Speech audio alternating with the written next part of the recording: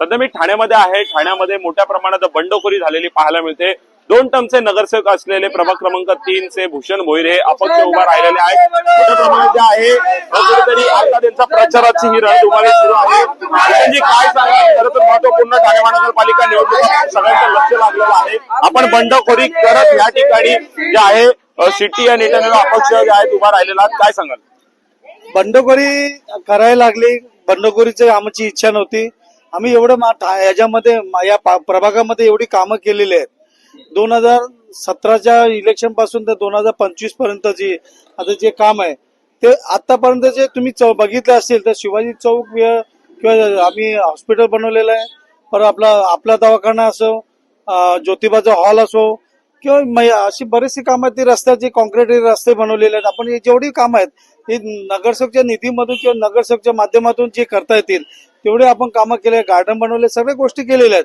आणि हे करत असताना लोकांचा जो रिस्पॉन्स आहे, लोकांची जी विश्वास आहे तो जोपर्यंत आता 2012 पासून ते 2012 ते 2017 17 ते 25 याच्यामध्ये जे भोईर परिवाराच्या माध्यमातून आम्ही जे काम केलेले आहेत किंवा पक्षाच्या माध्यमातून जी कामं केली होती ती आज लोकांच्या समोर आहे. आणि आज लोकांनी मला सांगितलंय का तुम्ही अपक्ष उभं राहून तुम्ही ही सीट काढू शकता आपण, आणि ही काढण्यासाठी आमच्या पूर्ण पॅनल आमचा तयार आहे. मधुकरजी पावशे जे 3 टर्मवाले नगरसेवक होते त्यांनाही डावललं गेलेलं आहे. परत 2 आमचे जे नगरसेवक आहेत त्यांना आम्ही तयार केलेलं आहे या भागामध्ये. आता नवीन पिढी आहे, नवीन जी आहे चेहऱ्यात घेण्याच्या माध्यमातून जे निष्ठावंत आहेत, निष्ठा दाखवण्याचं काम आहे त्या लोकांना दाखवतील आणि लोक दाखवून देतील लोकांना का अपक्ष ही या मनोरमा नगरमध्ये सीट काढू शकतात. भूषणजी, शिवसेनेच्या महिला जिल्हा प्रमुख या मीनाक्षी शिंदे यांच्या कार्यकर्त्यावरून आणि तुमच्या ज्या अंतर्गत पक्षांतर्गत वादामुळे कुठेतरी आपली सीट कापण्यात आली, तिकीट कापण्यात आली अशी देखील चर्चा मोठ्या प्रमाणात होती.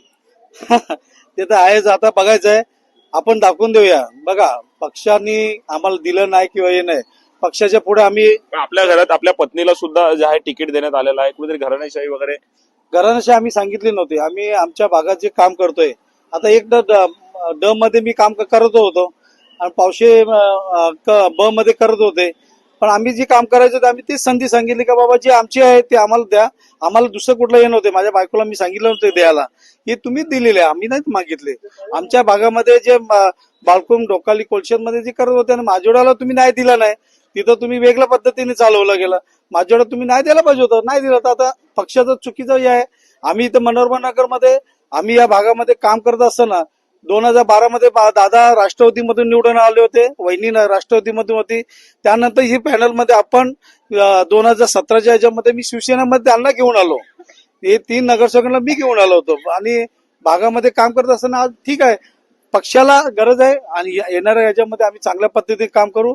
आणि ही पॅनल सिस्टम मध्ये याच्यामध्ये आम्ही अपक्ष ही सीट काढण्याची पूर्णपणे तयार आहे. तुम्ही माहोल चेक करा, माहोलच्या बरोबर आम्ही आहोत आणि लोकांच्या दृष्टीने काम करत असताना काम लोकांमध्ये दिसतोय त्याच्या याच्यावरती आपण मतं मागतोय आणि ही मतं आम्हाला लोक देतील. त्याबद्दल पक्ष उभा राहिलेला स्वबळाचा नारा देत निवडून आल्यावर पुन्हा स्वघरी परतणार का? शिवसेनेचा पुन्हा असेल की स्वबळावरच ठाम राहणार?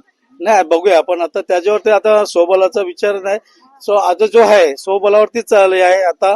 आणि आम्ही 4 नगरसेवक निवडून गेल्यानंतर या भागातून थोडाफार फरक पडेल आम्हाला, आमची स्वतःची पॉवर वाढेल आणि 4 अपक्ष निवडून आणण्याची ही जबाबदारी भोई परिवार किंवा पावशे परिवारवरती आहे. ते आम्ही पेलण्यासाठी तयार आहोत. नक्कीच कुठेतरी जे आहे अपक्ष उमेदवार जे आहेत भोईर पवार जबाबदारी आहे नक्कीच आता ठाणे महानगरपालिकेत हे अपक्ष बंडखोर उमेदवार पोहोचतील का हे देखील पाहणं महत्वाचं ठरणार आहे. मी प्रेम मोरे, न्यूज 18 लोकमत ठाणे.